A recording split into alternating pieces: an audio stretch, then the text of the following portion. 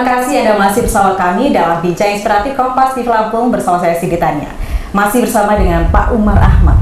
Tadi kita berbicara mengenai pasar semi modern, Pak. Terus kemudian untuk membangun ini semua adalah kita juga mengupayakan bagaimana bisa meningkatkan pendapatan asli daerah di Tulungagung Barat. Kemudian seperti apa dari upaya dari Pak Umar Ahmad sendiri? Saya lanjutin dulu yang pasar tadi. Jadi konsep pasar itu tadi kita bangunannya menggunakan beton expose. Jadi itu mencirikan karakter arsitektur Tulungagung Barat. Kenapa pilihannya beton expose? Karena kita pengen menampilkan hati, bukan wajah yang dipoles. Jadi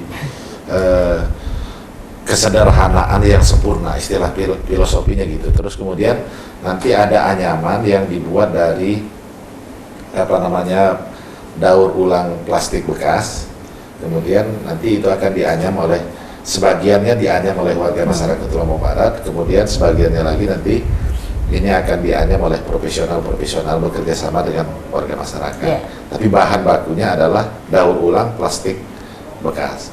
Kita buat anyaman untuk sayang kita nggak bisa menampilkan gambarnya. Nah terus kemudian strategi bagaimana meningkatkan pendapatan.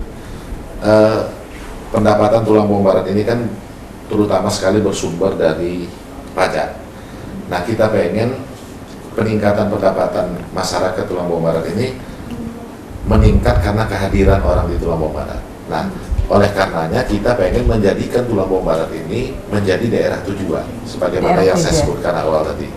Apakah sebagai tujuan orang belajar nanam padi, belajar seni dan budaya, melihat arsitektur dan berbagai macam tujuan-tujuan lain sehingga orang datang ke Tulungagung Barat. Nah inilah yang akan mengembangkan kawasan Tulungagung Barat sehingga standar kehidupan masyarakat Tulungagung Barat ini secara tidak langsung nanti akan terangkat karena kehadiran orang di Tulungagung Barat. Nah kita pengen saya cerita lagi sejak 1901 sampai dengan 1970-an baik oleh pemerintah Belanda, Bung Karno dan Pak Harto, orang yang dipindahkan dari Pulau Jawa ke Provinsi Lampung ini sudah lebih dari 1 juta orang. Dibangunkan fasilitas lebih dari 1000 desa, menghabiskan lahan lebih dari 2 juta hektar lahan yang dimiliki oleh Provinsi Lampung diberikan kepada warga transmigrasi ini lebih dari 2 juta hektar. Nah, sementara di sisi lain tidak ada satupun perencanaan pemerintah pusat ini yang merencanakan pembangunan kawasan kota. Nah, oleh karenanya kita pengen Tulungagung Barat, terutama kawasan Wai Abung yang disebut dengan kawasan transmigrasi Wai Abung ini, yang lebih kurang lahannya 70.000 hektar ini akan kita jadikan kota di kawasan transmigrasi.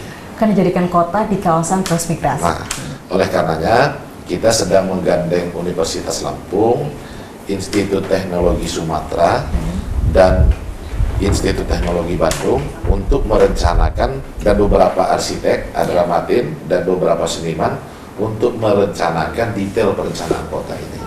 Nah konsep inilah yang akan kami ajukan kepada Pak Jokowi.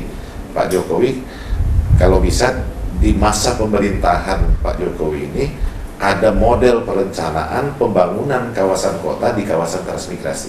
Karena kawasan transmigrasi di Indonesia ini kan beratus-ratus tempat, tapi direncanakan untuk menjadi pedesaan. Nah kalau dia direncanakan menjadi pedesaan, kembali lagi nanti orang ini akan kembali lagi ke Pulau Jawa. Kemudian dari Pulau Jawa dipindahin lagi ke sini. Jadi terus menurut. Tapi kalau dia sudah direncanakan menjadi kawasan perkotaan dengan fasilitas perkotaan, suasananya tetap desa, tapi fasilitasnya fasilitas perkotaan, misal jalan, drainasenya, fasilitas pendidikan, fasilitas kesehatan, dan lain sebagainya, ini sudah direncanakan, modal transportasinya sudah direncanakan dari awal menjadi kawasan perkotaan, ya ini menjadi layak untuk mereka tinggal.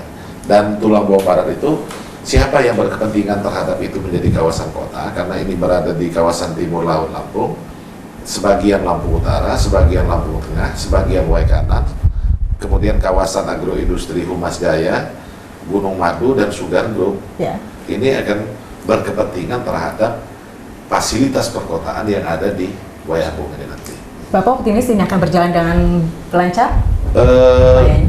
Tubaba itu salah satu daerah yang menurut saya mendapatkan barokah dari Allah Subhanahu wa Ta'ala, jadi sangat optimis. Baik, optimis ya Pak ya. Optimis. Mungkin kalau misalnya ada orang berbicara mengenai pemimpin muda dengan idenya yang fresh, mungkin itu letaknya ada di Pak Umar Ahmad kali ya.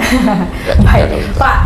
Oke, terakhir Pak. Harapan Bapak mengenai, walaupun ini masih satu periode berjalan begitu, harapan Bapak ke depannya untuk Tulang Bawang Barat seperti apa Pak? Kita pengen Tulang Bawang Barat itu menjadi daerah yang top, terdepan, optimis, dan pasti maju.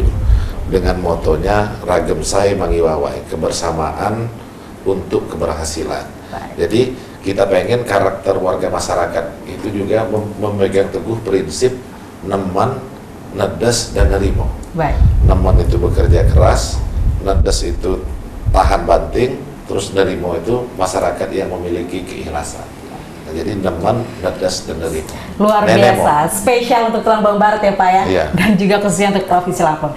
Baik Pak Umar Ahmad, usai sudah bincang inspiratif kita kali ini. Terima kasih sudah hadir Iya, dan menyempatkan waktu di tengah-tengah kesibukannya. Begitu Pak, terima kasih. Iya, terima Dan kasih. baik saudara, demikianlah bincang inspiratif Kompas TV Lampung kali ini. Saya Siti Tania, mewakili tim redaksi Kompas TV Lampung, pamit undur diri. Pamit pun. Ya, Bu.